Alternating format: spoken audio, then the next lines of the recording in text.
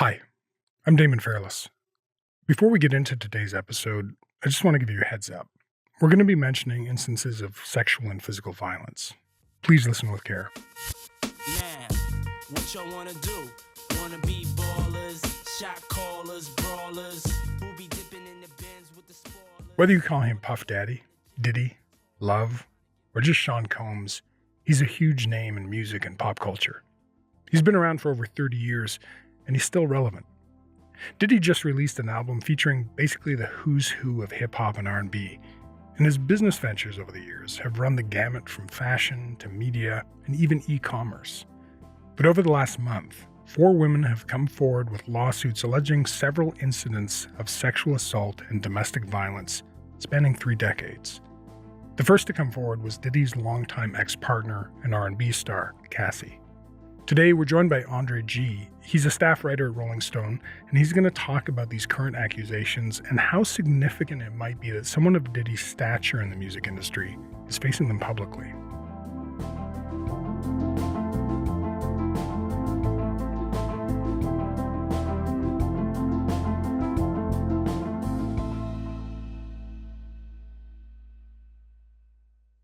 Hey, Andre, thanks for coming on the show. Thanks for having me. I appreciate it. And just to make it clear, because this is a guy with a lot of names, we're going to probably toggle back and forth between Sean Combs and Diddy as well throughout this conversation, just so people listening, have that before we launch into this. Okay, yeah, makes sense. Okay, so Andre, let's start with the first suit that seemed to kind of kick things in motion here. So this is the one filed by Cassandra Ventura, known to most people as Cassie. She and Sean Combs were a couple on and off for nearly a decade. Now, according to her suit, what are some of the things she says Diddy did? Yeah, so the suit alleges that, during the course of their relationship and even afterwards, he was basically physically abusive. He sexually assaulted her. He allegedly raped her. He would force her to have sex with male escorts while he recorded her, and she would be, drugged or, otherwise intoxicated during these instances. Her lawsuit just overall speaks to an environment or a circumstance where he was just physically, emotionally, sexually abusive to her. And also, he, I guess, kind of hurt her career prospects in the regard of assaulting potential collaborators or people who were trying to work with her, as well as allegedly bombing Kid Cudi's car because he got wind that they were allegedly seeing each other. So, yeah, the lawsuit's pretty disturbing. So one of the things that really stood out to me was really just how nasty some of this violence against her was. I mean, just awful attacks. And then, as you mentioned, this allegation that Diddy blew up Kid Cudi's car. I mean, I was surprised that wasn't bigger news. Yeah, I had heard. Well, I'm surprised I had never heard of it occurring before the actual lawsuit. I mean, Kid Cudi, at the time this allegedly happened, he was like a pretty major artist already, and it just, I don't know, even speaks to maybe Diddy's influence and power that something like that could occur, and it didn't even make the news cycle. One of the things that Cassie said when she came out talking about this, she said in a statement that she felt an urgency to tell her story because there was a law called the New York Adult Survivors Act, and that's set to expire. So can you tell me a bit about that? Yeah, so this was an act that was enacted by New York Governor Hockley last year, and it gave survivors of sexual assault a 1-year window to file claims that were otherwise past the statute of limitations. It is a victory for justice, and it is long overdue. Governor Kathy Hochul signed a new bill that allows victims of sex abuse to sue, regardless of how long ago the alleged crime happened. For this 1-year period, lawsuits will not be barred by the statute of limitations. The deadline was November 23rd, if I recall correctly. So that gave her and, the other filers, like you said, a sense of urgency to make sure that their lawsuits and stories were heard before that deadline.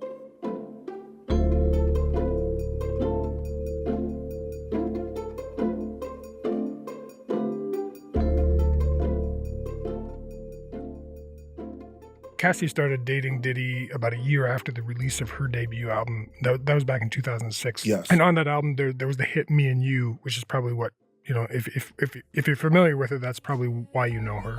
Now it's me and you. Now, I've been waiting, think I wanna make that move. Before that, she had signed a 10 album record deal with his label Bad Boy. But then she didn't go on to release any more albums. So can you tell me what happened to her career?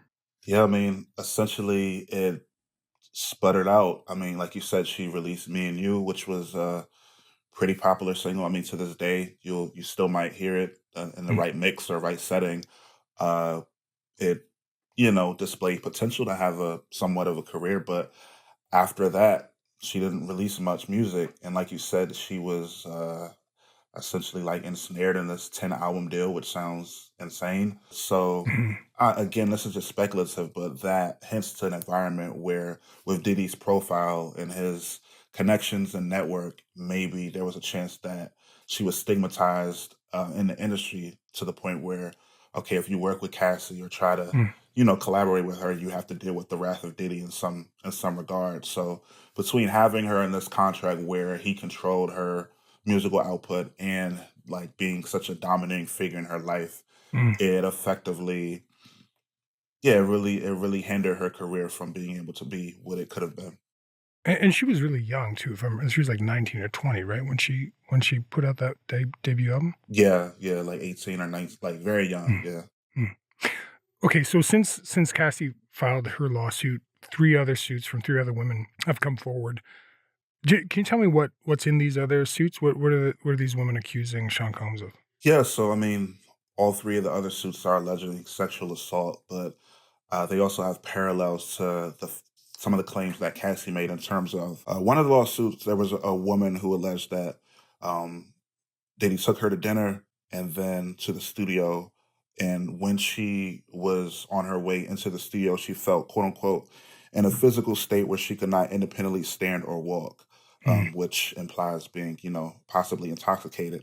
And so there was another suit, the 4th suit that was filed from a woman who was a girl at the time, a 17-year-old, and she alleged that she was plied with, quote unquote, a copious amount of drugs and alcohol, and flown out from Michigan to New York City to like meet Diddy and whatever else. It alleges that she was, assaulted.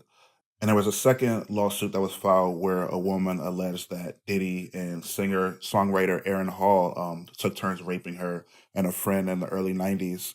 So again, there are parallels when you speak to, obviously the sexual assault and then the drugging of the women and then the filming of them and the gang rape aspect. So how has Sean Combs responded to the string of accusations? Well, when the Cassie lawsuit was settled, he denied all the claims. And after the 4th suit last week, Diddy released a statement on his Instagram and to several outlets saying that he did not do any of the things that were being alleged and, quote unquote, I will fight for my name, my family, and for the truth. So he's unequivocally denying that any of these accusations are true.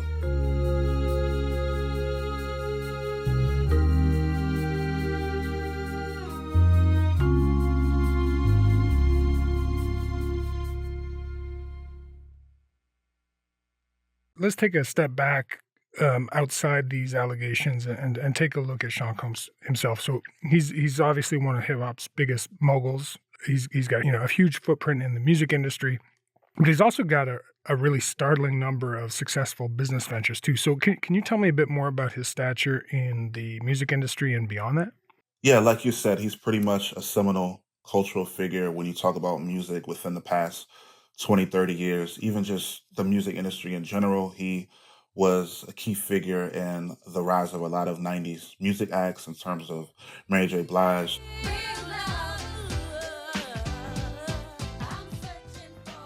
Notorious B.I.G. It was all a dream. I used to read Word Up magazine. And through that cultural relevance, he leveraged that into this space as a music mogul and just a general entrepreneur when it comes to, Sean John clothing, just being a label head in general with Bad Boy Records. having partnerships with Ciroc Vodka and De Leon Tequila. And then along with the liquor brands, you also have Revolt, which is a media outlet, a TV channel, as well as a website, which has become a pretty prominent outlet within the rap media space or just cultural media space in general. So he has a wide range of endeavors that have accrued him a lot of money. He's hinted at being a billionaire. He's often at the top of the Forbes list, the net worth list, and that kind of power and influence buys you a lot of protection, unfortunately. One of the things that seems kind of central to how he projects himself, at least, is this image of him as being, someone who can make and break careers in the industry, and I mean that seems to be clear. When we're thinking back to his show, Making the Band. Their shows were lackluster. They were very inexperienced. So I'm gonna show them some tricks that I know from me being a pretty okay, great, incredible superstar. Just from my perspective. That was kind of the central tenet of that. How central would you say power was to his personal brand? Yeah, I mean, I would say it's a core aspect of who he is. Like you said, on Making the Band, he just had this domineering image to where these people on the show were like grown adults, but they kind of had this fear of his approval, or fear or desire for his approval, as if he was like a paternal figure.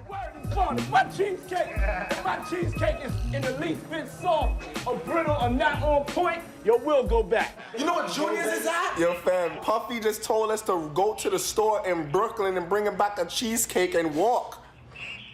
Because he basically held the key to their future, conceivably as, the gateway to music fame and stardom, etc. And then, you talk about people on Making the Band being afraid of him. There was also, outside of music or included in music, but in general, he had this reputation for having a temper, like a serious temper. So what kind of allegations have surrounded him in the past? Yeah, I mean, even beyond the, domestic violence, the man-woman allegations, there are several instances or allegations of him like losing his temper and assaulting or having been assaulted, whether that's Steve Stout, who was a music executive who he was mad about the Hate Me, or allegedly mad about the Hate Me Now video and assaulted him. There's also the instance of him getting into it with the UCLA football coach, Sal Alosi, I believe, who was coaching his son. And I guess allegedly he may not have liked the way the coach was treating his son, and a fight somehow occurred. Puff was arrested after allegedly swinging a kettlebell at Alosi. But as for the details, I can't speak about anything else that happened. Right. Was there a kettlebell involved? I went there to communicate. So yeah, there's a history of him losing his temper and fighting.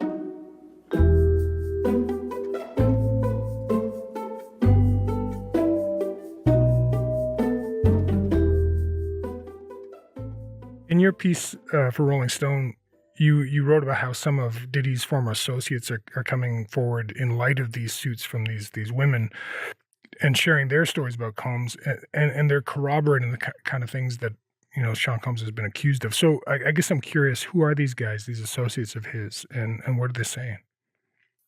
Yeah, these are several men who were in the bad boy orbit in the 90s and 2000s. Mark Curry, who was a former bad boy artist. Mark Curry went on a YouTube channel recently and alleged that he was with Diddy when they were, in the club drugging women. They would have a set of bottles. And on this bottle, they be regular Moet bottles. On them bottles right there, they've been to have something to make the girls be real slippery and all of this kind of stuff. So when you get up, they be like, don't touch them bottles right there and only drink them bottles right there. Then all of the girls is in the club after a while, they all running, opening up their mouth like little birds. He just run around just popping pills in their mouth. Pop, pill. And Curry said that, yeah, at the time, he didn't see anything wrong with it. He thought it was, quote unquote, the hip hop culture. But then you also have Roger Bonds, who's another former security guard of Diddy. After Cassie's lawsuit came out, he went on Instagram and essentially said, yeah, a lot of this is true. He corroborated Cassie's account that there were instances where Bonds had to separate the two and get Combs like off of Cassie when he was assaulting her. And yeah, Bonds essentially said, yeah, that happened multiple times, and it didn't just happen with Cassie. Cassie spoke on it. She said, yeah, I jumped on it. I jumped in between it. That wasn't the only time. It was other times, and it was other people. Yeah, these are some of the men who were in the bad boy orbit, whether they were artists or security guards who were privy, who were exposed to the violence, who may have been involved in the misconduct themselves, and they're now coming forward with their stories, even if it condemns them as well. And I should note, as of Wednesday, Diddy hadn't responded directly to these accusations from his former associates. But in the statement we mentioned earlier, he says, and I'll quote here, "For the last couple of weeks, I've sat silently and watched people try to assassinate my character, destroy my reputation and my legacy."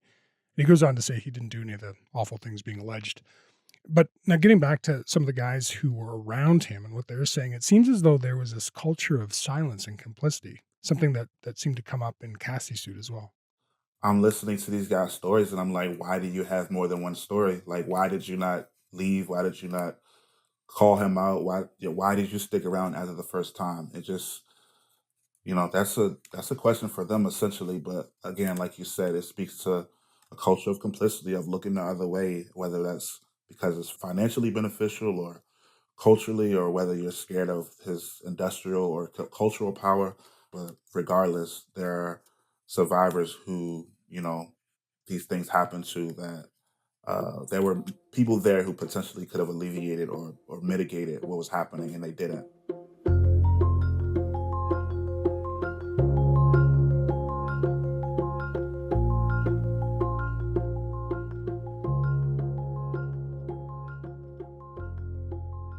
What's the fallout of these allegations been for Sean Combs? Yeah, so to this point, the tangible fallout is he's had to step down as the chairman of Revolt, his media platform that I mentioned earlier. And apparently he's temporarily stepping down. We'll see if he ever takes that position again. Then there were also, Rolling Stone reported last week that 18 businesses have stepped away from his e-commerce platform, Empower Global.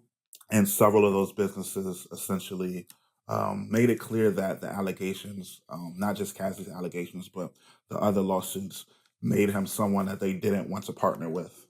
And then just culturally, I guess the court of public opinion, right, he now has to deal with, his legacy and reputation being marred in a manner similar to R. Kelly or I'm trying to think, Dr. Dre. There are just these other entertainers who have legendary music, but now you feel like morally compromised in playing it or listening to it or enjoying it because of just the disgusting things they've been accused of. So now there's that to contend with for him as well. And what do you think in terms of his legacy is? What do you think about his musical footprint or collaborations with him as a producer? Do you think people are going to kind of force him to go the way of R. Kelly? Or unfortunately, we've seen men accused of sexual violence, accused of domestic violence. They still are able to eke out a living to some level. You see, like a Chris Brown, like maybe he's not the major top tier pop star that he was on a trajectory to being, but he's still been more successful than a lot of people over the past 10, 13 years or whatever, since those Rihanna accusations and the other ones that have been made against him. So again, like Diddy is an artist an artist, entertainer, etc., who's been around for 30 years, and he has a vast network, a lot of connections, a lot of cross-generational connections, whether it's artists of his generation who came up with him, who are still somewhat relevant, who might collaborate with him, or it's younger artists, or even just on the executive level or beyond the music, people who have relationship with him, who've made money with him, who've made history with him, who will, probably look the other way and do what they can to help him, collaborate with him, do business with him. So that's my prediction, sadly. All right, Andre, thanks so much for coming on the show. Yeah, again, thank you for having me. I'm glad people are, amplifying this conversation.